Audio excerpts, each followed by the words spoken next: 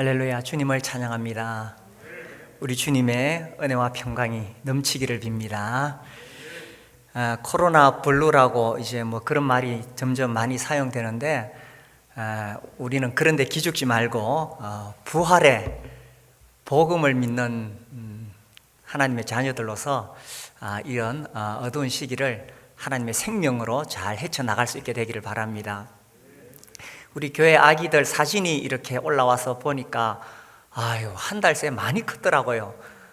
벌써 한 달 반이 지났잖아요, 못 본 지. 정말 빨리 함께 모였으면 좋겠다 싶고요. 우리 교회 옥상이 굉장히 좋습니다. 그래서 이제 날도 따뜻해지면 우리 옥상에서 예배드리면 어떨까 혼자 그런 생각도 해봅니다. 우리 룻기서를 보고 있는데요, 오늘은 우리 인생에 은혜가 필요합니다 라는 제목으로 말씀을 보려고 합니다. 지난 1월 달에 우리 학생들, 청년들과 함께 미얀마를 갔었는데요,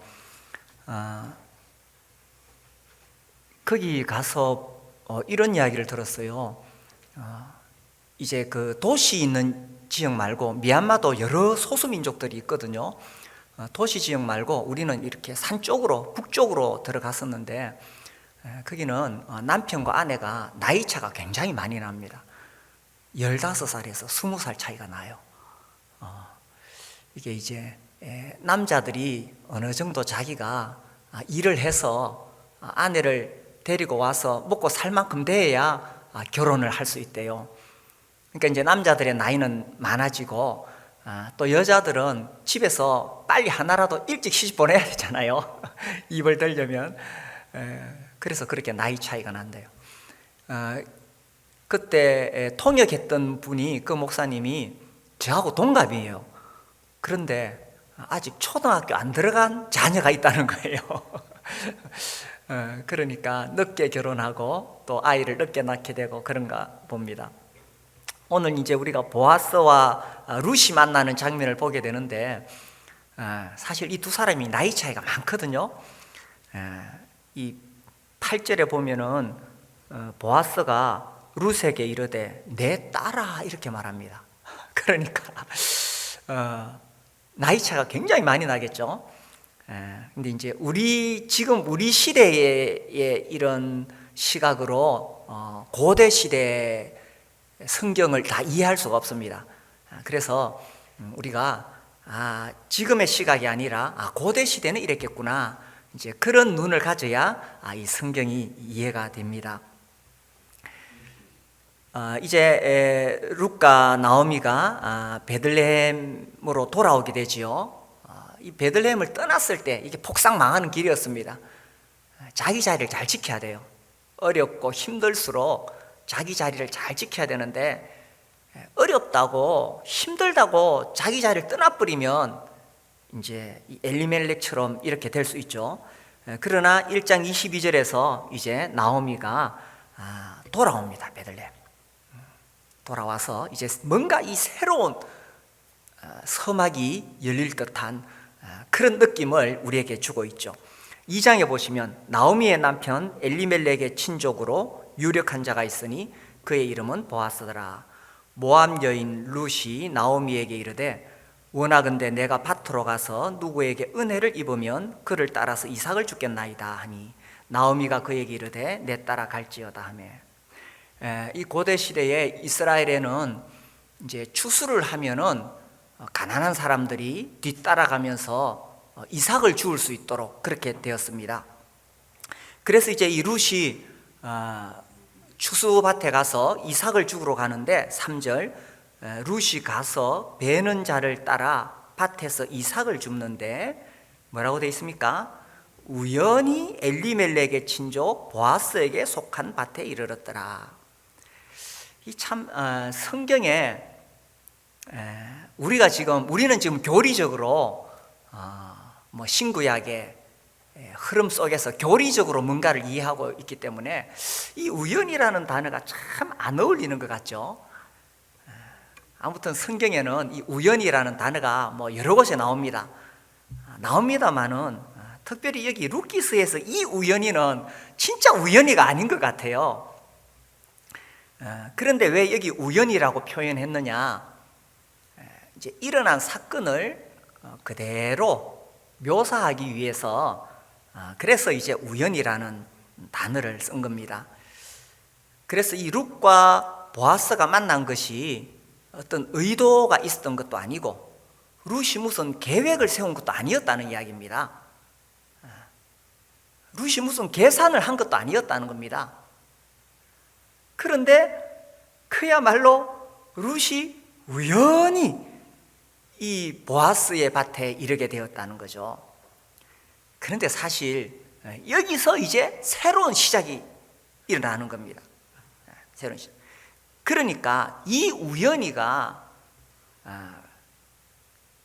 세상적으로 말하는 그런 우연이가 절대 아니라는 거죠. 정말 하나님께서 이 룻이 보아스를 딱 만나도록 이렇게 쫙 이끌어 가신다는 것을 우리가 느끼게 됩니다. 모든 우주 만물을 하나님께서 주관하고 계시죠. 우리 인생에 일어나는 모든 일들 다 하나님께서 주관하고 계십니다. 이 룻이 보아스를 만나게 된 것도 우연이라고 기록했지만 그 이면에는 하나님께서 그렇게 섭리하고 계시는 것을 볼 수가 있지요. 그래서 정말 우리 인생의 참된 감독자가 누구냐? 영화가 이제 잘 만들어지니까 우리 뭐 지난번에 기생충 이렇게 하니까 그 감독이 막 상을 받고 이렇게 하잖아요. 감독이 다 조정하는 겁니다. 우리 인생의 감독이 누구시냐? 하나님께서 우리 인생을 다 이렇게 조정하고 계신다는 거죠. 그러면 우리가 살면서 누구한테 잘 보여야 됩니까? 그리고 이제 4절에 보면 마침 보아스가 베들레헴에서부터 와서 베는 자들에게 이르되, 그때 마침 보아스가 또 왔다는 거예요. 그래서 이 룻과 보아스가 딱 만나게 되는 겁니다. 어떻게 이렇게 이 적절한 타이밍이 딱 이렇게 되어질까요? 영화를 보면은 뭐 배우들이 나와서 막 움직이고 이렇게 하는데 그걸 누가 딱 결정하고 조정합니까? 감독이 자, 요 시점에 등장하고 요 시점에 이런 대화를 하고 그 다 이렇게 감독이 조정하잖아요. 그래서 우리 인생에 하나님께서 이 모든 것을 다 조정하고 계신다는 거죠. 아브라함의 늙은 종이 이제 아브라함의 며느리감을 구하러 가잖아요. 그래서 그 먼 길을 여행해서 그곳에 갔을 때에 늙은 종이 기도합니다. 하나님 아버지, 하나님께서 예비하신 그 며느리감이 누군지 내가 어떻게 알 수 있습니까? 하면서 기도를 막 합니다. 이런 며느리감 만나게 해주십시오. 이 늙은 종이 말을 마치기도 전에 누가 등장해요? 리브가가 딱 등장합니다. 마침 그때 딱 리브가가 등장하는 거예요. 그래서 우리 하나님께서 우리 인생의 발걸음을 이렇게 쫙 이렇게 이끌어가서 딱 만나게 해주신다는 겁니다. 제가 고등학교 1학년 때 하여튼 이 사춘기 시절에 인생이 무언가를 생각하잖아요. 그러면서 교회는 다니고 있었는데 제가 이 명확한 복음을 들을 기회가 없었어요. 그러다 보니까 하나님을 인정은 하는데 믿는 것이 무엇인지 뭐 어떻게 하는 것인지 알 수가 없었던 거죠. 그러다가 이제 가을 무렵에 제가 이제 밖에서 뭐 놀다가 이제 집에 들어왔는데 그때 마침 우리 집에 어떤 자매님이 와 계셨어요. 이 자매님이 우리 집 오셨다가 이제 가시려고 하다가 마침 그때 저를 딱 만난 거예요. 그리고 저에게 물었어요. 구원 받았냐고. 그래 제가 뭐 이런저런 이야기를 막 하니까 그분이 앉으시더니 성경을 펴서 이렇게 보여주셨어요. 그날 제가 예수님 믿게 된 거예요. 저는 하나님도 알았고 예수님도 알았죠. 예수님이 우리 죄를 위해 십자가에 죽으셨다는 거 알았죠. 그런데 그날 제가 알아들었던 말씀은 예수님이 내 죄를 위해 죽으셨구나, 내 죄가 다 사해졌구나, 그리고 내가 구원받는 것은 어떤 종교적인 공로를 쌓는 것도 아니고 선한 행위를 해서 되는 것도 아니고 예수님 믿으면은 영생을 얻었고, 그렇구나.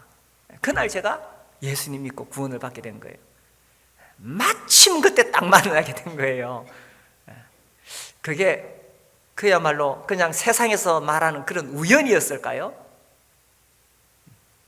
우리 하나님께서 우리의 발걸음을 딱 인도하셔서 그 타이밍에 딱 만나도록 하셨다고 여기십니다. 저는 이 말씀 볼 때마다 에스더가 늘 생각이 납니다. 이 에스더 사건, 에스더 6장에 보시면요, 6장 1절에 그날 밤에 왕이 잠이 오지 아니하므로 명령하여 역대 일기를 가져다가 자기 앞에서 읽히더니, 이제 그 다음 날 하만이 모르드게를 높이 매달아서 죽이려고 하고 있죠. 이제 그 다음에 곧 유대인들을 완전히 멸절시키려고 합니다. 근데 하필 그날 밤에 왕이 잠이 오지 않았을까요? 이게 그냥 우연이었겠어요? 그리고 잠이 안 오면은 뭐 산책을 하든지 뭐 얼마든지 왕이 할 수 있는 일들이 많이 있겠죠. 그런데 하필 왕이 역대 일기를 가져다가 읽으라고 했을까요? 그리고 이 왕궁에 왕의 역대 일기가 얼마나 많이 있겠습니까? 그런데 하필 2절 그 속에 기록하기를 문을 지키던 왕의 두넷이 빅다나와 데레스가 아수에로 왕을 암살하려는 음모를 모르드게가 고발해야 했다. 하필 이 대목을 이끌었을까요? 이게 우연이겠어요? 그래서 3절에 왕이 이르되 이 일에 대하여 무슨 존귀와 관작을 모르드에게 베풀었느냐 하니 측근 신하들이 대답하되 아무것도 베풀지 아니하였나이다 하니라. 왕을 모살하려고 하는 자를 고발해서 내 목숨이 살았는데 아무 상도 안 줬단 말이냐. 그래서 4절에 왕이 이르되 누가 뜰에 있느냐 하매 마침, 여기 나오네요, 그죠? 마침 하만이 자기가 세운 나무에 모르드게를 달기를 왕께 구하고자 하여 왕궁 바깥들에 이른지라. 자기 죽을 줄 모르고 찾아왔는 거예요. 마침, 그죠? 이게 다 우연이겠습니까? 그래서 이 우연히와 마침을 하나님께서 주관하시고 하나님의 역사를 이루어 가신다는 거예요. 그러니 우리가 살면서 누구한테 잘 보여야 됩니까? 누구의 은혜가 필요합니까? 그래서 참 우리가 살아가는 동안에 정말 하나님의 은혜가 필요하고 하나님께 잘 보여야 되는 거예요. 이게 또 잘못 이렇게 되면요, 정말 우리가 코로나 조심한다고 뭐 손 씻고 뭐 해야 됩니다. 그렇게 손 씻었는데 우연히 무슨 볼일 보러 나갔다가 확진자 만나가지고 그 사람한테 마침 그 사람 만나가지고 코로나 걸릴 수도 있는 거예요. 또 진짜 내가 그 코로나 걸린 사람 만날 수밖에 없는 상황이었는데 우연히 마침 어떤 사건이 나서 나는 안 걸리고 피해갈 수도 있는 거예요.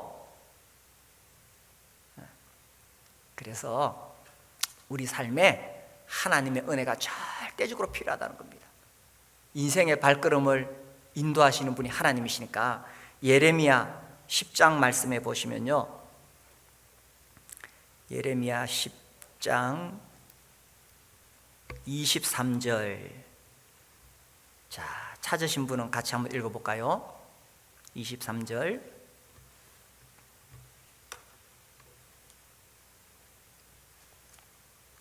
시작. 여호와여, 내가 알거니와 사람의 길이 자신에게 있지 아니하니 걸음을 걷는 자에게 있지 아니하니이다. 사람의 길이 자신에게 있지 아니하니 걸음을 지도함이 걷는 자에게 있지 아니하니이다.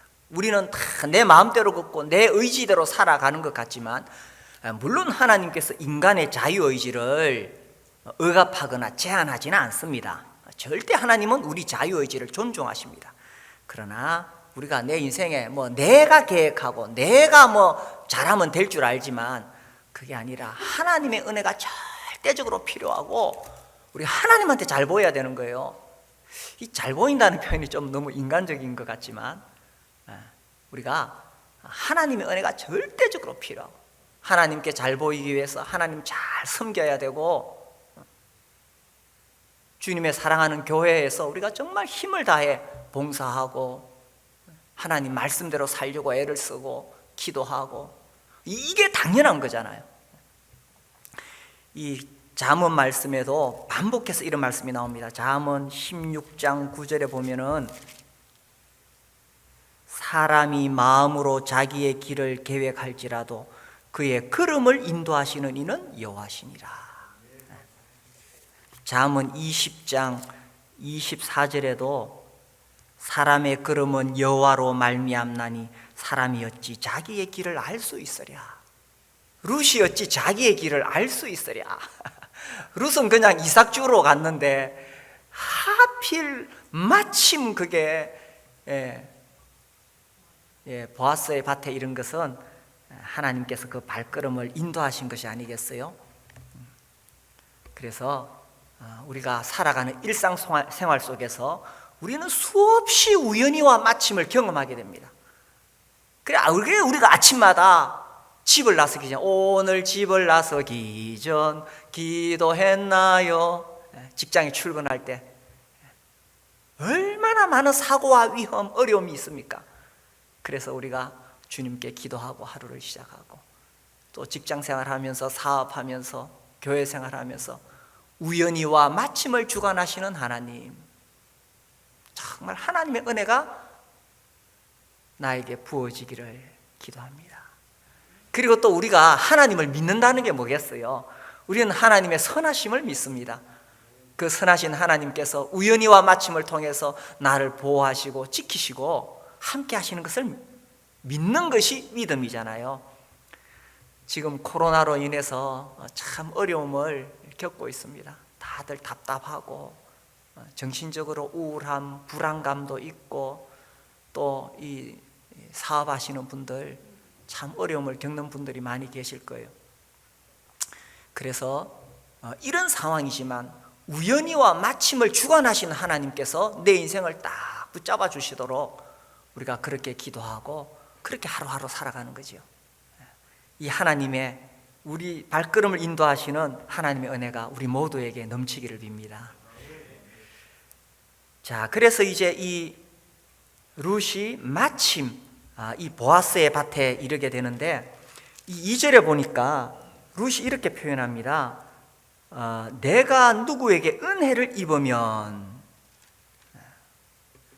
우리가 살아가는 동안에 정말 하나님의 은혜가 필요한데 여기 보니까 룻은 사람에게 은혜를 입는 것으로 표현하고 있습니다. 내가 누구에게 은혜를 입으면, 우리가 사는 동안에요 사람의 은혜도 필요합니다. 나는 뭐 사람의 도움 받을 필요 없어요. 나는 사람의 은혜는 뭐 필요 없어요. 나는 하나님의 은혜만 받으면 돼요. 그런데 하나님의 은혜가 사람을 통해서 부어진다니까요. 그래서 하나님의 은혜를 구하는 사람은 또 사람의 은혜도 있게 됩니다. 룻은 지금 정말 자기 힘으로는 살 수가 없습니다. 이방 여인으로서 미망인이지요. 남편도 없지요. 힘도 없고 백도 없어요. 이 베들레헴의 유다 땅에 올라왔지만 아는 사람도 없어요. 가진 것도 없어요. 유대인들은 이 선민의식이 굉장히 강합니다. 그래서 이방인들을 아주 무시해요. 아주 우습게 생각합니다. 왜 한국 사람들도 저기 동남아 가난한 나라에서 돈 벌러 온 사람들 괜히 무시하잖아요. 근데 그것과는 비교도 안 되는 겁니다. 그래서 이 이방 여인이 이 이스라엘 땅에 올라왔는데 어떻게 살 수 있겠어요? 그래서 누구에게 은혜를 입으며, 자기에게 정말 은혜가 필요하다는 걸 알고 겸손한 마음의 자세로 이제 이삭을 주러 간 겁니다. 그래서 우리가 인생 사는 동안에 사람의 은혜도 입을 필요가 있습니다. 그래서 이제 하나님께서 이제 보아스를 만나게 하셨는데, 이 보아스가 이제 9절에 보면 그들이 베는 밭을 보고 그들을 따르라. 내가 그 소년들에게 명령하여 너를 건드리지 말라 하였느니라. 이제 이 보아스의 은혜를 잊게 되죠. 목이 마르거든 그릇에 가서 소년들이 기로운 그것을 마실지니라 하는지라. 10절 룻이 엎드려 얼굴을 땅에 대고 절하며 그에게 이르되 나는 이방 여인이거늘. 이게요 보통 심각한 문제가 아닙니다. 모압 사람들은 이스라엘 사람들이 볼 때에 정말 하찮게 보는 사람이에요.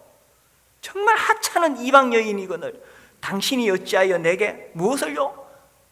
은혜를 베푸시며 나를 돌보시나이까. 은혜를. 그래서 사람에게 받는 이 은혜가 필요하고, 룻은 그것을 구했고 또 그것에 대해서 감사할 줄 알았어요. 그 밑에도 쭉 보면 또 이 보아스가 막 룻을 칭찬하지요. 12절에 11절에 보아스가 그에게 대답하여 이르되 네 남편이 죽은 후로 네가 시어머니에게 행한 모든 것과 부모와 고국을 떠나 전에 알지 못하던 백성에게로 온 일이 내게 분명히 알려졌느니라. 여호와께서 네게 행한 일에 보답하시기를 원하며 이스라엘의 하나님 여호와께서 그의 날개 아래에 보호를 받으러 온 내게 온전한 상 주시기를 원하노라 하는지라. 13절 룻이 이르되 내 주여 내가 당신께 은혜 입기를 원하나이다. 이 은혜라는 단어가 계속 룻의 입에서 세 번째 반복이 되어집니다. 이 은혜는요 근본적으로 하나님으로부터 내려오는 거지만 하나님께서 사람을 통해서 또 이 은혜를 받을 수 있도록 베풀어 주시는 거예요. 이 하나님께서 이 룻과 보아스가 딱 만나도록 했을 때 보아스가 룻을 딱 알아보잖아요. 이 여인이 참 훌륭한 이방 여인이구나. 그래서 그 마음속에 이 정말 이 룻을 향해서 뭔가 해주고 싶은 그런 연민의 정이 일어나도록 하나님께서 부어주신 거예요. 그리고 룻은 보아스가 그렇게 자기에게 도움을 베풀 때 이것이 정말 나에게 베풀어지는 은혜구나. 내가 무슨 받을 자격이 있어서가 아니라 정말 나는 이방 여인인데 어떻게 이런 놀라운 이 보아스의 도움을 입는 거, 이것이 은혜구나. 이 은혜라는 거예요. 20절에 보시면 이제 룻이 나중에 집에 가서 시어머니한테 보고하니까 20절에 나오미가 자기 며느리에게 이르되 그가 여호와로부터 복받기를 원하노라. 그가 살아있는 자와 죽은 자에게 은혜 베풀기를 그치지 아니하노라. 그러니까 사람이 베푸는 은혜도 있다는 이야기입니다. 물론 히브리어 단어는 조금씩 달라요. 그러나 어쨌든 이 은혜란 의미로 다 해석이 되어집니다. 그래서 우리가 이 목이 뻣뻣하게 나는 하나님만 믿는다.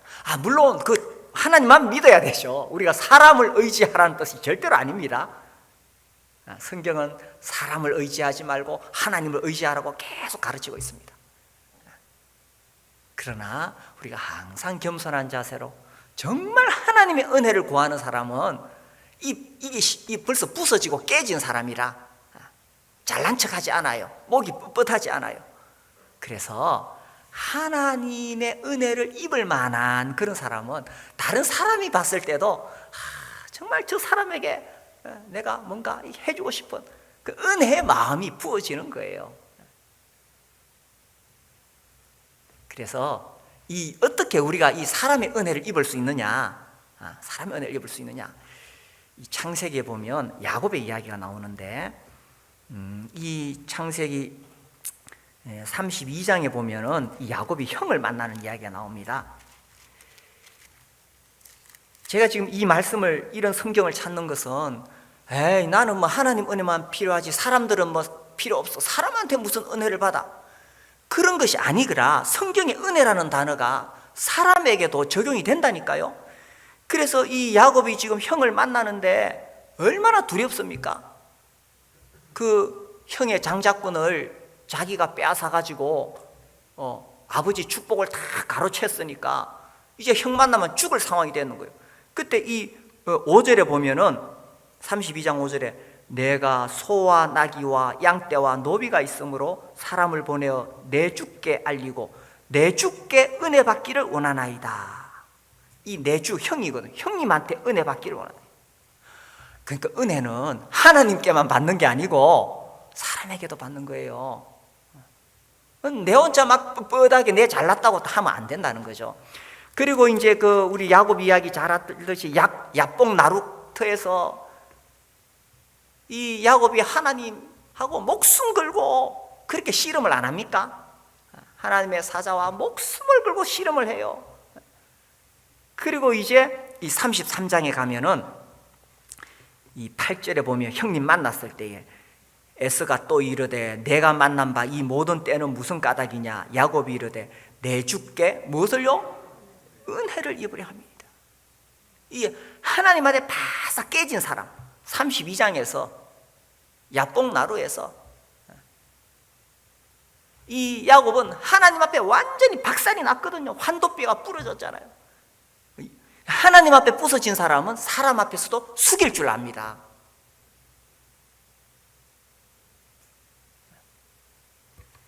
그리고 뒤에 15절에 보면은 에스가 이르되 내가 내 종 몇 사람을 네게 머물게 하리라. 야곱이 이르되 어찌하여 그리하리까.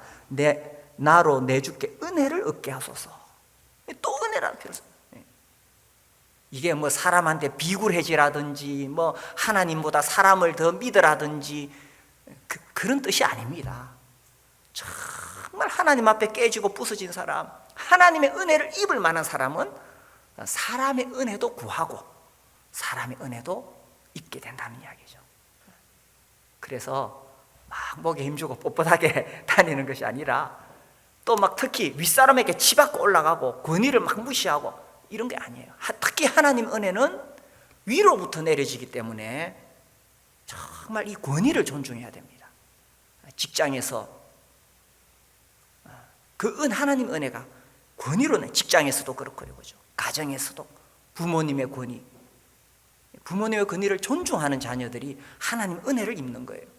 교회에서도 주님께서 교회에 세우신 권위들이 있는데 우리 목자 목녀님들이 목장을 이끌어 가실 때에 참 우리 목자 목녀님들이 섬기고 있지만 그분들의 분명히 권위가 있다는 겁니다. 또 교회 안에 장로들이 계시죠, 그죠? 또 여러 분야의 일꾼들이 계시는데 주님께서 그들에게 주신 권위가 있습니다. 그래서 하나님의 은혜를 입기를 원하는 사람은 사람의 은혜도 입게 된다는 이야기입니다. 그래서 우리가 살아가면서 하나님의 은혜를 입을 뿐만 아니라 사람의 은혜도 입으시는 분들이 되시기를 바랍니다. 자, 그래서 이제 이 보아스가 다시 룻기로 돌아오면요, 룻을 만나게 되는데 2장 1절에 보시면 나오미의 남편 엘리멜렉의 친족으로 유력한 자가 있으니 그의 이름은 보아스더라. 여기 유력한 자라고 되어 있습니다. 유력한 자. 이게 이제 부호다. 뭐 제 밑에 성경에는 또 이렇게 설명이 되어 있습니다. 부호. 아무튼 영향력이 있는 사람, 재력이 있는 사람, 또 어떤 그 권위를 가진 사람, 그런 뜻입니다. 자, 하나님께서 왜 룻을 보아스의 밭에 이르게 했을까요? 이게 1절에 딱 답이 나오잖아요. 그가 유력한 자니까. 하나님께서 왜 유력한 자에게 이 가난한 여인 룻을 인도했을까요? 이 보아스에게 어떤 책임이 있지 않겠습니까? 하나님께서 이 보아스가 유력한 자가 되도록 감독이 배우들에게 다 역할을 맡기잖아요. 너는 왕을 해라, 너는 신하를 해라, 하나님께서 너는 이런 역할을 해라. 이 감독이 영화 만들 때 감독이 다 역할들을 맡기잖아요. 그렇게 감독이 역할을 맡겼을 때 그 배우들은 자기의 역할들이 다 있다는 이야기입니다. 하나님께서 이 보아스에게 유력한 자의 역할을 하도록 그를 그렇게 세우신 데는 하나님의 뜻이 다 있다는 거죠. 그래서 왜 룻을 보아스에게 하나님께서 인도하셨느냐? 보아스가 유력한 자로서 그가 해야 될 역할이 있었다는 거예요.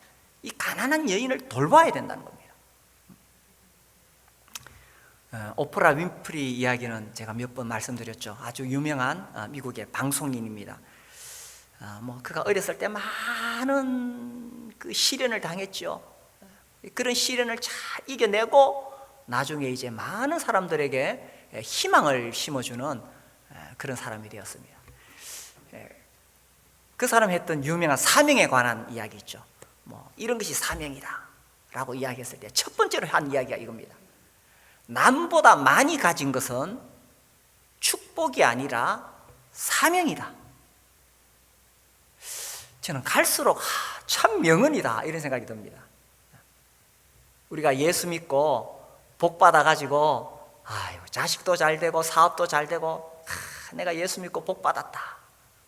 맞습니다만은 단순히 거기서 그칠 것이 아니라 내가 남보다 더 많이 가진 것이 있으면 그것은 사명이라는 겁니다. 나보다 어려운 사람들 나누어주고 도와주라는 사명이라는 거죠. 이 보아스는 특별한 사명을 받았겠지요. 유력한 자니까 많은 것을 가졌기 때문에 더 많은 일을 했어야 될 것입니다. 제가 어제 저녁에 오랜만에 옛날에 읽었던 책을 또 읽었는데 안희숙 여사의 죽으면 살리라, 죽으면 죽으리라 2편입니다. 그 책 우리 교회적으로 한번 다 읽어봤으면 좋겠어요. 그 책 보면서 제 가슴이 막 찌릿찌릿했어요. 거기 보면 윤은삼 장로님 이야기가 나오는데 이분이 막 엄청난 갑부예요. 하여튼 엄청난 갑부예요. 근데 이분이 계속 나눠줍니다. 계속 나눠줘요. 그래서 하나님께서 유력한 자로 세우신 것은 단순히 축복에서 끝나지 않고 그것이 사명이라는 거죠. 그런데 이 보아스처럼 이렇게 엄청난 유력한 자가 있는가 하면 우리 모두 다 그래도 남들보다 더 많이 가진 것이 다 있어요. 다 있습니다. 이 대구가 코로나로 지금 막 어렵다 그러니까 전국에서 계속 전화가 옵니다. 그러면서 또 이 손세정제를 한 박스를 공주의 교회가 또 우리 교회 보내주셨어요. 오늘 가시기 전에 꼭 하나씩 가져가세요. 그리고 또 지난주에는 또 마스크도 보내주셨어요. 사실 우리 교회는 이렇게 하나님께서 우리에게 주신 것이 많기 때문에 다른 외부에 우리가 섬기려고 애를 많이 씁니다. 그래서 어쨌든 20군데의 선교지를 돕고 또 지역교회도 돕고 여러 기관들도 돕고 또 어떤 기도 요청이 들어오면 또 우리가 교회적으로 이렇게 우리 장로님들 의논해서 후원하고 그렇게 합니다. 그런데 이번에 제가 손세정제를 받고 마스크를 받으면서 기분이 아주 묘했어요. 우리가 받아보기는 처음인 것 같아요. 그래, 이거 받는 것도 이것도 순종이다 하는 느낌이 들더라고요. 우리 교회 늘 이렇게 주려고 애를 썼는데 이렇게 받을 때도 있구나.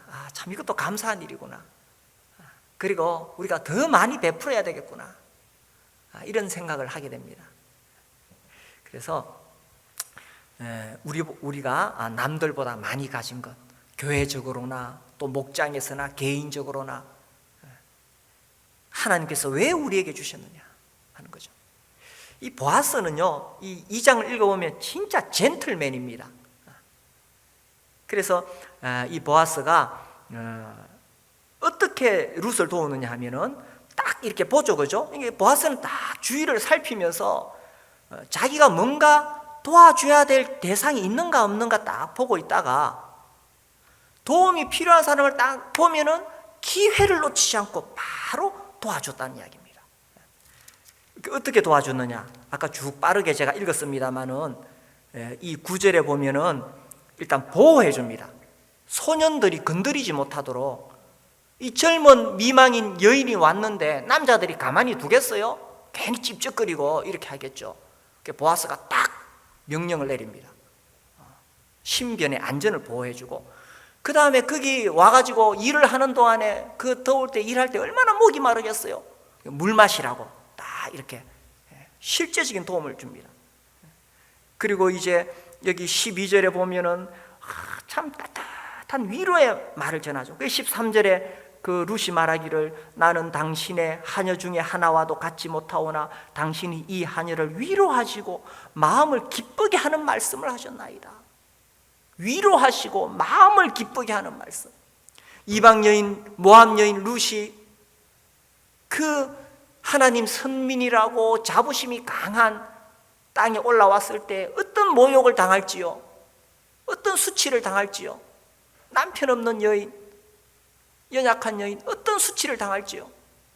그래 불안하면서 겨우겨우 따라다니면서 이삭 죽고 있는데 보아스 유력한 자가 딱 나타나가지고 딱 보호해주면서 그렇게 축복의 말을 해주니까 이 룻의 마음이 너무 감동이 되었다는 거예요. 어째 나 같은 자를 이렇게 위로해 주시고 내 마음을 이렇게 기쁘게 해주십니까? 얼마나 위로가 되었겠어요. 그래서 이 보아스가 이렇게 축복이, 그 14절에 또 보면은 식사할 때에 보아스가 룻에게 이르되 이리로 와서 떡을 먹으며 네 떡 조각을 초에 찍으라 하므로 룻이 곡식 베는 자 곁에 앉으니 그가 볶은 곡식을 주매 룻이 배불리 먹고 남았더라. 이 참 가난한 여인, 모압 지방에서 올라올 때 양식이라도 제대로 있었겠어요? 제대로 배불리 한번 먹어봤겠어요? 근데 그렇게 배불리 먹이고, 그리고 이제 15절에 룻이 이삭을 주우러 일어날 때 보아스가 자기 소년들에게 명령하여 이르되 그에게 곡식 단 사이에서 죽게 하고 책망하지 말며 또 그를 위하여 곡식 다발에서 조금씩 뽑아버려서 일부러 흘리라는 거, 일부러 흘려가지고 죽도록 그렇게 하라는 거예요. 그래서 그날 이 뒤에 읽어보니까 룻이 큰 보따리 싸고 집에 가가지고 이제 털어야 될 거잖아요. 그 이제 열매만, 보리만 털어야 되잖아요. 다 털어가지고 모아보니까 한 에바가 모였다는 거예요. 이 한 에바가 얼마가 되느냐, 고고학자들이 이제 막 발굴하다가 항아리를 파서 항아리를 하나 발굴해가지고 한 에바를 보니까 한 22리터, 23리터 정도 된대요. 그게 이제 한 열흘치 식량이 된대요. 대략 그렇게 하면. 그렇게 넉넉하게 도와주었던 겁니다. 유력한 자, 하나님의 축복으로 끝나는 것이 아니라 그것이 사명이었다는 이야기입니다. 하나님은 사람을 통해서 은혜를 베푸시는데 하나님은 또한 내가 그렇게 은혜 베푸는 사람이 되기를 원하신다는 겁니다. 하나님은 나도 은혜 베푸는 사람이 되기를 원하신다는 겁니다. 어떻게 그렇게 하느냐? 기회를 놓치지 마라. 다 살펴보다가 정말 내 도움이 필요한 사람이 있으면은 기회를 놓치지 말고 도와주는데, 이 섬기고 도와줄 때는 어떤 사심을 가지면 안 돼요. 사심. 그리고 이게 진짜 중요한 게 자존심 상하게 하면 안 돼요. 보아스가 룻한테 아이고 한 보따리 그만 네가 들고 가라 이러면 안 돼요. 그 자존심 상하는 거예요. 그러지 말고 소년들에게 눈치껏 많이 흘려라. 그거 주워가는 거는 그거는 그 당시 풍습으로서 당연한 거거든요. 그러니까 그냥 공짜로 안 주고 막 흘리게 해가지고 자존심 상하지 않게 그렇게 도와주는 거예요. 그리고 정말 실제적으로 필요한 필요를 채워주고, 그리고 따뜻하게 말해주는 것. 하나님께서 너를 보호해 주실 거야. 이렇게 따뜻하게 말해주는 것. 우리가 전도하려고 목장에서 애를 쓰는데 늘 이걸 제가 강조하잖아요. 야, 그 사람이 우리 목장에 오면 우리 목장에 큰 도움이 되겠다, 그런 사람 전도하지 말라고. 정말 그 사람이 우리 목장에 오면 그 사람한테 큰 도움이 되겠다, 목장에 도움을 필요로 하는 사람, 우리의 도움을 필요로 하는 사람에게 가서 그들을 도와주고 섬기고, 그렇게 해서 예수님 전하라는 이야기입니다. 그래서 남보다 많이 가진 것, 우리 다 그런 거 있습니다. 그래서 오늘 내가 만난 사람 중에 혹시 나의 은혜를 필요로 하는 사람이 있지 않은가 살펴보고, 혹 나의 도움이 필요한 사람이 있으면 자존심 상하지 않게 사심 없이 섬기는 마음으로 그렇게 베풀어 주는 겁니다. 하나님께서는 나도 은혜 베푸는 자가 되기를 바라시니까. 그래서 우리 인생에 우리 다 은혜가 필요한 사람이에요. 우리가 은혜를 입어야 되고 또 은혜를 베풀어야 되고, 우리가 정말 이런 사회가 되면 참 좋겠죠. 우리 교회가 이런 교회 공동체가 되면 참 좋겠죠. 이 하나님께서 이 정말 보아스의 밭에 룻이 이르도록 그 발걸음을 쫙 인도하셔가지고 둘이 딱 만나게 하셨잖아요. 이렇게 해서 우리에게 은혜가 무엇인지를 가르쳐 주잖아요. 그래서 우리가 사는 동안에 정말 하나님의 은혜가 필요합니다. 하나님 앞에 잘 보여야 되겠죠. 그리고 사람의 은혜도 필요합니다. 우리가 정말 겸손하고 하나님 앞에 부서진 자세로 그렇게 사람의 은혜도 입어야 돼요. 우리도 또 다른 사람에게 은혜를 베풀어야 되겠죠. 이런 은혜로운 인생을 사시게 되기를 바랍니다.